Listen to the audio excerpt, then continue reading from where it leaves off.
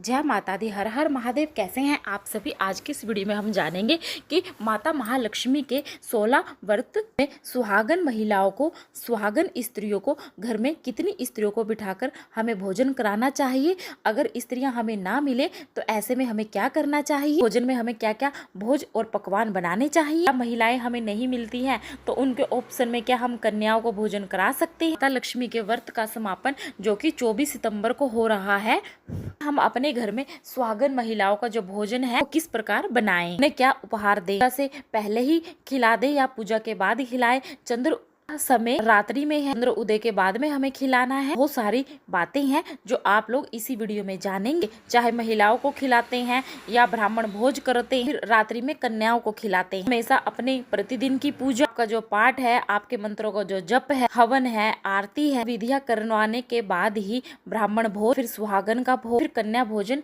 हमें करवाना चाहिए। सब कार्य आप जैसे कि भोजन आप दिन में ही बना ले, यानी कि शाम के समय, तो संध्या से अपनी पूजा शुरुआत कर लेनी है। 8-8:30 तक आप अपनी पूजा को कंप्लीट कर ले। के बाद एक थाली में चंद्र उदय के लिए जल, अक्षत, पुष्प, सफेद पुष्प जरूर होने चाहिए, मिठाइयाँ, दीप आदि थाली अलग से सजा के रख लीजिए। के बाद अपने घर पर आप सुहागन महिलाओं को बुला लीजिए, उन्हें आप आसन दे। महिलाओं को एक दिन पहले ही आपको बुलाकर आना है, आमंत्रण देना है। महिलाएं मिलने में बहुत ज्यादा प्रॉब्लम होती है। ऐसे तो नियम से 16 की संख्याओं में ही महिलाएं सुहागन बुलानी चाहिए। 16 सुहागन स्त्रियों को ही हमें बुलाना है। यदि अगर आपको 16 नहीं मिलती है, आपको जितनी मिलती है 5, 7, 11, आप उतनी ही बुला लीजिए। अगर आपको 16 सुहागन नहीं मिलती है तो आपको एक पति पत्नी को जोड़े से घर पर बुला लेना है। चाहे मंदिर के पंडित और पंडिताइन को बुला ले, फिर आप अपनी ननंद और ननदोई को बुला ले। ननंद जो होती है वह सबसे बड़ी ब्राह्मण मानी जाती है। ननंद और ननदोई को 4 दिन पहले से ही उनको आमंत्रण दे दे, क्योंकि ननद और ननदोई दूर ही रहते होंगे, आपके पास तो नहीं रहते होंगे। तो उनको 2 या 4 दिन पहले आप फोन करके उनको कह दे, एक दिन पहले फिर उन्हें याद करा दे और उन्हें जरूर बुलाएं। उनके अपने घर बुलाएं, उनके पैर पखारें, उनके पैरों को धुलाएं, उन्हें बैठने के लिए आसन दें। उसके बाद उनके मस्तक पर हल्दी और कुमकुम का तिलक लगाएं। एक दीप से हम उनकी आरती उतारेंगे। उस समय पर आपकी ननंद को आप माता लक्ष्मी का स्वरूप माने। जब हम किसी को पति पत्नी के साथ में उसका पूजन करते हैं एवं साक्षात भगवान विष्णु का स्वरूप मानते हैं, इसलिए उन्हें आदर से बुलाएं, उनका आदर से पाँव को छुएं, पाँव धुलाएं, उनको आदर से तिलक करें, आरती उतारें। उसके बाद से अपनी रसोई का बना हुआ भोजन में आपको क्या बनाना है, में आप पूरी बनाएंगे, खीर बनाएंगे, आप कोई भी सब्जी बना ले, आलू गोभी बना ले, कद्दू बना ले, बस ध्यान रखें कि उसमें आपको प्याज और लहसुन का प्रयोग बिल्कुल नहीं करना है। आप कड़ी चावल भी बना सकते हैं। खीर आपको जरूर बनानी है। हम माता लक्ष्मी को 16 पूरियों का भोग लगाएंगे, खीर बनाते हैं। लक्ष्मी की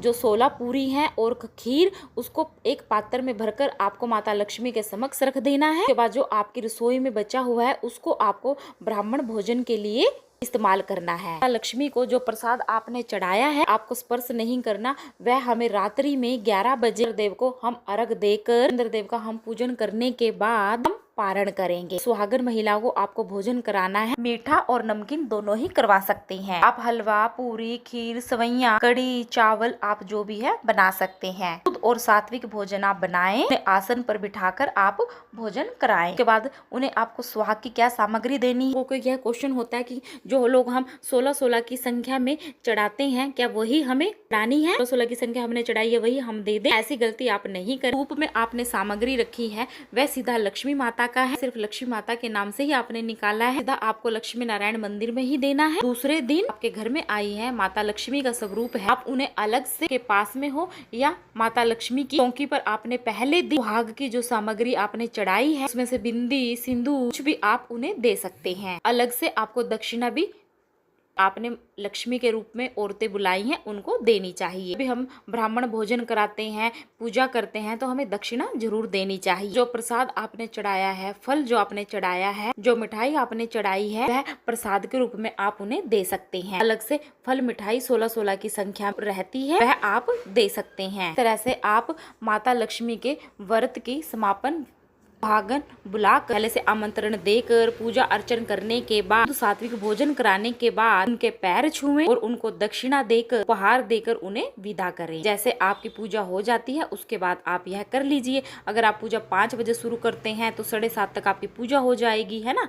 तो उस हिसाब से फिर आप बाद में ये काम कर सकते हैं। 6-7 बजे तक आपकी पूजा उपासना कंप्लीट हो जाती है तो उसके बाद भी आप भोजन करा सकती हैं। तो इस तरीके से सुहागिन औरतों को अपने घर में बुलाकर खिला सकती हैं। सुहागिन महिलाएं ना मिले तो आप कन्या को नहीं बुला सकते। सुहागिन औरतें नहीं मिलती है तो आप पति पत्नी को जोड़े में बुलाकर खिला सकते हैं या अपने ननद और ननदोइयों को बुलाकर आप उन्हें खिला सकती हैं। भोजन में भी ज्यादा परेशान ना हो, आप आलू की सूखी सब्जी बना दे, खीर पूरी बनाकर उन्हें खिलाकर आप उनकी विदाई कर सकती हैं। तब परेशान ना हो, आप उनको सुख शांति से बुलाएं, उनको खिलाएं, फिर उनकी विदाई करें। माता लक्ष्मी की कृपा और आशीर्वाद आपके परिवार पर अवश्य बना रहेगा। कुछ विशेष जानकारी सुहागन महिलाओं से संबंधित थी। अगर आपको वीडियो पसंद आता है तो प्लीज वीडियो को लाइक करें, चैनल को सब्सक्राइब करें, कमेंट में जय माता दी जरूर।